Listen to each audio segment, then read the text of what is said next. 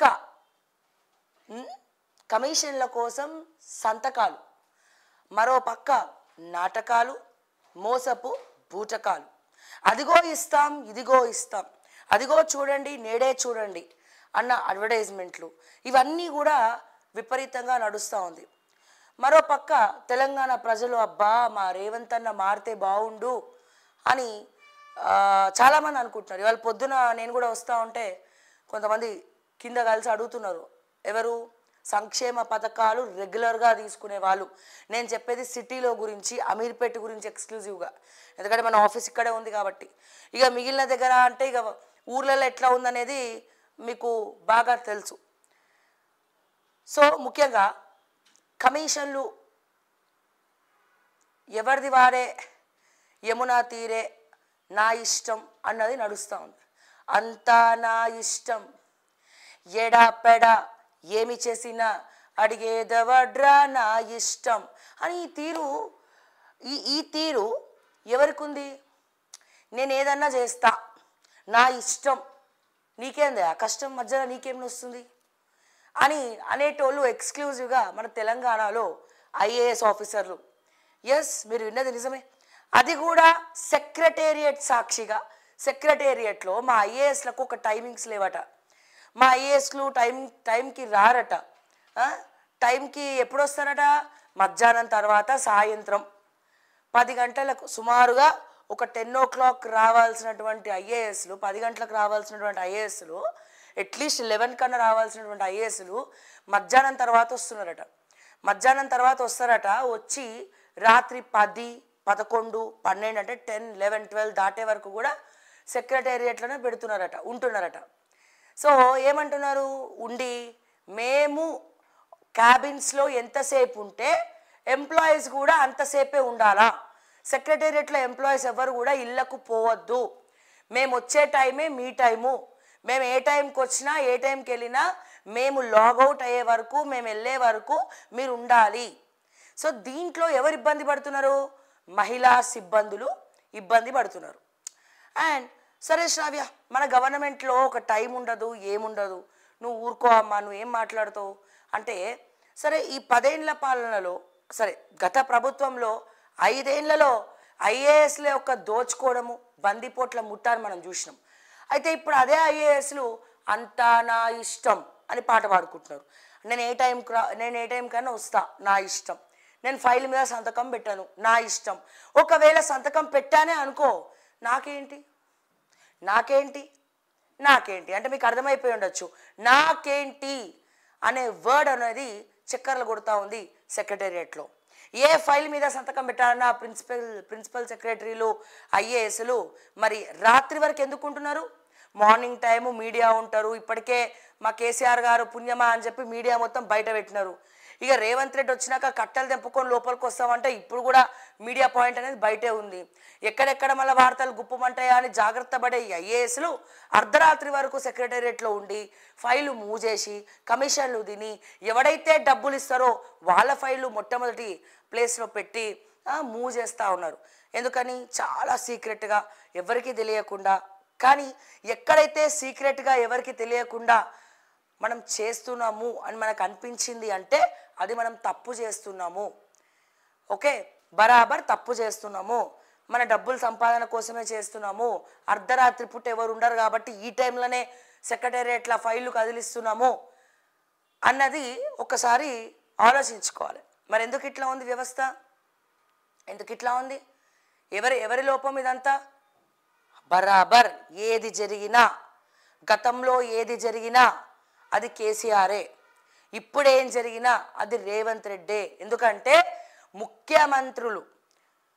ముఖ్యమంత్రులు ప్రతి ఒక్కటి కూడా తెలుసుకోవాల్సినటువంటి అవసరం ఉన్నది, చాలా అవసరం ఉన్నది. ఏ క్యాబినెట్ ఎక్కడ ఏ శాఖలో ఏం జరుగుతోంది, ఐఏఎస్లు ఏం చేస్తున్నారు, ప్రిన్సిపల్ సెక్రటరీలు ఏం చేస్తున్నారు, నా వెనకాల ఉన్నటువంటి కొంతమంది జర్నలిస్టులు ఏం చేస్తున్నారు, మా అయోధ్య రెడ్డి గారు ఏం చేస్తున్నారు సిపిఆర్ఓగా, మా జైపాల్ రెడ్డి గారు ఏం చేస్తున్నారు, నా పిఎల్ ఇద్దరు ఏం చేస్తున్నారు, నాకు తెలియకుండా ఇంకేమైనా వ్యవహారాలు చేసే ఉన్నాయా అనేది ఇవన్నీ కూడా రేవంత్ రెడ్డి గారు ఆలోచించాలి. అట్లే గతంలో సోమేష్ కుమార్ ఛాయ్ బిస్కెట్కు 2 కోట్లు వేసిండు. ఎందుకు వేసిండు? ఓకే.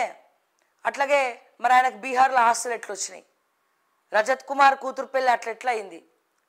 సో ఇవన్నీ కూడా ముఖ్యమంత్రులు ఆలోచించుకోవాలి, వెనకాల ఏం చేస్తున్నారు, నెక్స్ట్ టర్మ్లో నెక్స్ట్ ఎలక్షన్లో ఇవన్నీ కూడా క్యాల్కులేట్ అవుతాయా లేవా అనేది మీరు ఆలోచించుకోవాలి. సో రేవంత్ రెడ్డి గారే మరి గ్రీన్ సిగ్నల్ ఇచ్చుంటారు, అరే మీ ఇష్టం రా భయ్, మీరు ఏ టైం కన్నా రండి ఆఫీస్కి, బిందాస్గా ఉండండి, మీరు నైట్ వరకు ఉండండి, ఫైల్ మూవ్ చేసుకోండి, ఏమన్నా చేసుకోండి, నాకేం సంబంధం అని అంటున్నాడు మా రేవంత్ అన్న. సో మారరా ఉత్తర కుమార మీరిగా అని అందామన్నా ఇంకొన్ని రోజుల్లో మా రేవంత్ రెడ్డి గారే మారిపోతారని చెప్పి, జనాలకి దూరంగా పారిపోతారని చెప్పి వార్తలు చక్కర్లు కొడుతున్నాయి. అరే అది ఎట్లా వస్తున్నాయి వార్తలు, ఏందిరా ఇంటెలిజెన్స్ నిఘాలు పెట్టామంటే వాళ్ళ ఇంటెలిజెన్స్ నిఘాలన్నీ మాపైనే ఉన్నాయి. కానీ ఎక్కడైతే ఎవరైతే ముచ్చట్లు పెట్టుకుంటున్నారో, ఎవరైతే కలిసి మాట్లాడుకుంటున్నారో, లోపల మాట్లాడుకుంటున్నారో రేవంత్ రెడ్డిని మార్చాలని చెప్పి మరి వాళ్ళ మీద పెట్టారు మీరు నిఘాలు. సగం ఇంటెలిజెన్స్ మా వల్లనే మీకు ఇన్ఫర్మేషన్ వస్తూ ఉంది కదా. సో ఇప్పుడు నేను అనేది ఏంటంటే, అట్లీస్ట్ ఇంకో నెలల ఎట్లాగో రేవంత్ రెడ్డి మార్పు ఖాయం. ఒకవేళ రేవంత్ రెడ్డి ముఖ్యమంత్రి పదవి నుంచి మారుస్తాడో లేడో, వెనకాలకి వెళ్ళి పార్టీ రెడీ అవుతుంది, లేదా బీజేపీలోకి జంప్ అవుతారు. ఇది గుర్తుపెట్టుకోండి. అతను చాలా క్లారిటీగా ఉన్నాడు, రేవంత్ రెడ్డి అనే పర్సన్ చాలా క్లారిటీగా ఉన్నాడు. క్లారిటీగా ఉండాల్సింది కాంగ్రెస్ పార్టీ. ఇది నేను మళ్ళా చెప్తా ఉన్నా, క్లారిటీగా ఉండాల్సింది, క్వాలిటీగా ఉండాల్సింది కాంగ్రెస్ పార్టీ. రేపటి రోజున కాంగ్రెస్ని చూసి ఓట్లు వేస్తారు కానీ కాంగ్రెస్లో ఉన్న లీడర్లను చూసి కాదు. ఓకే. సో ఒకసారి చూద్దాం. ముందుగా ఈ వార్తలన్నీ కూడా ఉన్నాయి.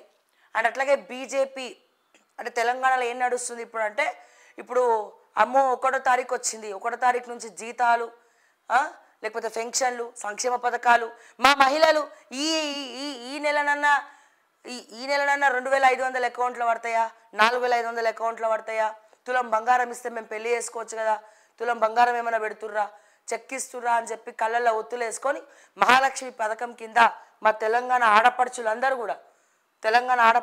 కూడా కళ్ళల్లో ఒత్తులు వేసుకొని ఎదురు చూస్తున్నారు. అట్లనే 250 గజాలు, గతంలో కేసీఆర్ 1200 బలిదానాలు అయితే కాదు 1200 కాదు 500 మంది అని చెప్పి 500 మందిలో కూడా కొంతమందికే వేసిండు మా కేసీఆర్. అదే నిన్న మొన్న మా కవితక్క బయటకు వచ్చి చెప్తాంది, కిష్టయ్య ఫ్యామిలీకి నేను సపోర్టుగా ఉన్నా, అంతేకాదు ఉద్యమకారులందరినీ కూడా మేము ఆదుకున్నామని చెప్తుంది.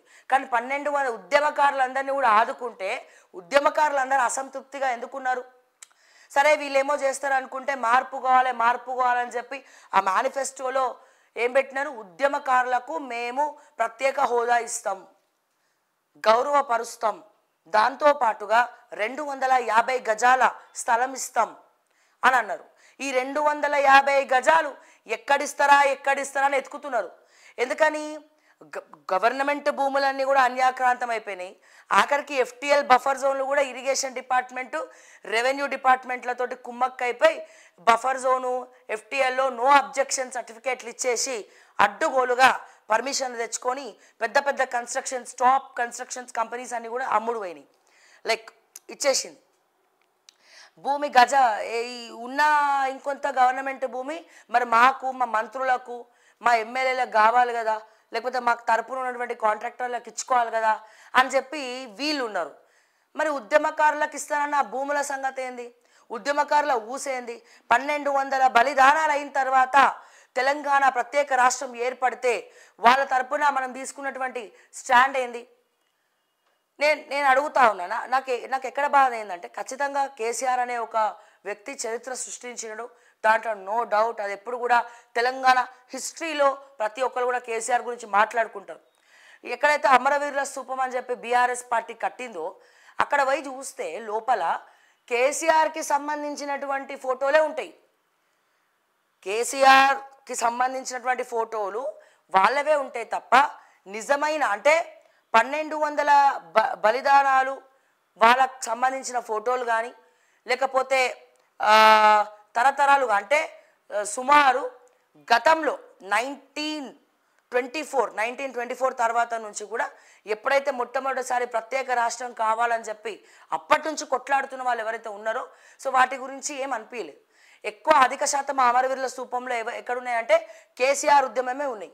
అంటే కేసీఆర్ చేసిన ఉద్యమము, కేసీఆర్ పక్కనోళ్ళు, కేసీఆర్ మేనల్లుడు, కేసీఆర్ కొడుకు, లేకపోతే మధ్య మధ్యలో మా కవితక్క, సో ఇట్లా, లేకపోతే నాకు తెలిసి శ్రీకాంతాచారి గారి, మన అమరవీరుడైనటువంటి శ్రీకాంతాచారి గారు, సో ఇట్లా కొంతమంది ఫొటోస్ పెట్టినారు. కానీ అందరి ఫొటోస్ పెట్టలే. అంటే ఇక్కడే అర్థం చేసుకోవచ్చు, ఇక్కడ కూడా మళ్ళీ వాళ్ళు ఒక పార్షియల్గా మెయింటైన్ చేశారు. ఇప్పుడు అదే ఈ కాంగ్రెస్ ప్రభుత్వం కొనసాగిస్తూ ఉంది. ఫ్యూచర్లో ఒకవేళ బీజేపీ వచ్చినా వాళ్ళు కూడా ఏం చేస్తారో తెలియదు. వాళ్ళు ఎందుకంటే ప్రాంతీయ తత్వాన్నే తొక్కేద్దాం అనుకుంటున్నది బీజేపీ పార్టీ కేంద్రంలో. నేను చెప్పేది నేషనల్ గురించి చెప్తా ఉన్నా. ఇటువంటి సందర్భంలో సో ఈ ప్రాంతీయ తత్వం గురించి, జై తెలంగాణ అన్న వాళ్ళ గురించి, నినదించిన వాళ్ళ గురించి, లేకపోతే ప్రాణత్యాగాలు చేసిన కుటుంబాలకు కూడా బీజేపీ ఏమైనా చేస్తుంది అని అనుకోవడము అదొక కళే. ఒకవేళ చేస్తే గనక సంతోషమే, కానీ చేయడం అనేది ఒక కళే అంటున్నాను నేను. సో మరి ఉద్యమకారులకు స్టాండ్ ఏంది, దిక్కెవరు, ఎవరు మాట్లాడాలి వాళ్ళ గురించి? వాళ్ళకి ఇవ్వాల్సినటువంటి 250 గజాల స్థలం ఏంది? వాళ్ళకి ఇవ్వాల్సినటువంటి స్థలం కన్నా ముందు కూడా ప్రత్యేక హోదా అంటే తీసుకుపోయి వాళ్ళని క్యాబినెట్లో పెట్టమని కాదు. వాళ్ళకొక గౌరవం, ఆత్మగౌరవం మనం ఇవ్వాలి. వాళ్ళ కుటుంబాల్లో ఉన్నటువంటి వ్యక్తిని కోల్పోయినారు వాళ్ళు. వాళ్ళ ప్రాణత్యాగం చేస్తే ఈరోజు తెలంగాణ వచ్చింది. ఉద్యమంలో పార్టిసిపేట్ చేసిన ప్రతి ఒక్కరు అప్లికేషన్లు అప్లై చేయండి అన్నారు. ఆ అప్లికేషన్లు ఏడికి పోయినాయో కూడా ఇప్పటివరకు ఎవరికి కూడా తెలియదు. జల్లెడ పట్టెత్తికినా దొరకవు, అవి ఏమైనాయో ఏందో, ఆ రేషన్ కార్డుల సంగతి ఏందో, అసలు ఈ అడ్మినిస్ట్రేషన్ ఎవరు చూస్తున్నారో, ఆ పుణ్యపురుషుడు, ఆ మహానుభావులు ఎవరో ఏం అర్థం కానటువంటి పరిస్థితి. అందరు మంత్రులు అట్లనే ఉన్నారు, ముఖ్యమంత్రి కూడా అట్లనే ఉన్నాడు.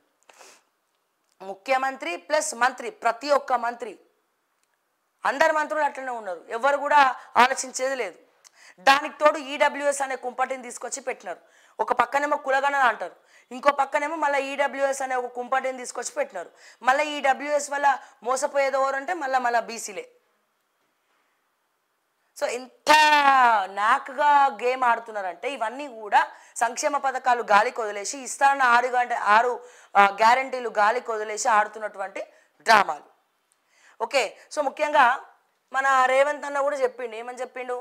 నిన్నేదో విపరీతంగా ప్రెస్ మీట్ పెట్టిండు, చూద్దాము. దాని గురించి కూడా మాట్లాడుకునే ముందు ఒకసారి